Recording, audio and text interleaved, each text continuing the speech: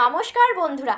ইতিমধ্যে উত্তরবঙ্গে বর্ষা প্রবেশ করেছে, তবে তা এখনো দক্ষিণবঙ্গে এসে পৌঁছয়নি। ফলে রাজ্যের বর্ষা প্রবেশ করলেও দক্ষিণবঙ্গে সেভাবে বৃষ্টির দেখা নেই। সকাল থেকেই ভ্যাপসা গরম, মাঝে মধ্যেই আকাশ মেঘলা করলেও ভ্যাপসা গরমে নাজেহাল দক্ষিণবঙ্গের বাসিন্দারা। তবে স্বস্তি দিয়ে হাওয়া অফিস জানালো, আজ বিকেলের পর থেকেই বৃষ্টি এবং ঝড়ো হাওয়া এই অস্বস্তিকর পরিস্থিতি থেকে মুক্তি মিলতে পারে। আবহাওয়া দফতরের পূর্বাভাস, আজ বিকেলের পর পূর্ব ও পশ্চিম বর্ধমান, বীরভূম এবং মুর্শিদাবাদ জেলায় বজ্রবিদ্যুৎ সহ বৃষ্টির সঙ্গে 40 থেকে 50 কিলোমিটার গতিবেগে বইতে পারে দমকা ঝড়ো হাওয়া। কলকাতা সহ দক্ষিণবঙ্গের বাকি জেলাতেও বৃষ্টির সম্ভাবনা রয়েছে, তবে সেখানে ঝড়ো হাওয়ার গতি কিছুটা কম থাকবে। আলিপুর আবহাওয়া দফতরের আঞ্চলিক অধিকর্তা সোমনাথ দত্ত জানিয়েছেন, দক্ষিণ পশ্চিম মৌসুমি বায়ু আপাতত উত্তর দিনাজপুর জেলার ইসলামপুরে থমকে রয়েছে।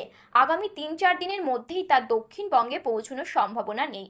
দক্ষিণবঙ্গে বৃষ্টির দেখা না মিললেও উত্তরবঙ্গে বৃষ্টি চলছেই।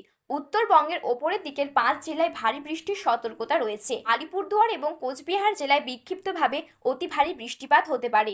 দক্ষিণ দিনাজপুর এবং মালদা জেলায় মাঝারি থেকে হালকা ধরনের বৃষ্টিপাতের পূর্বাভাস দিয়েছে হাওয়া অফিস। তো এই ছিল আজকের আবহাওয়ার খবর। এই রকম আবহাওয়ার গুরুত্বপূর্ণ খবর সবার প্রথমে পেতে হলে আমাদের চ্যানেলটি সাবস্ক্রাইব করে পাশে থাকা বেল বাটনটি অল করে রেখে দেবেন।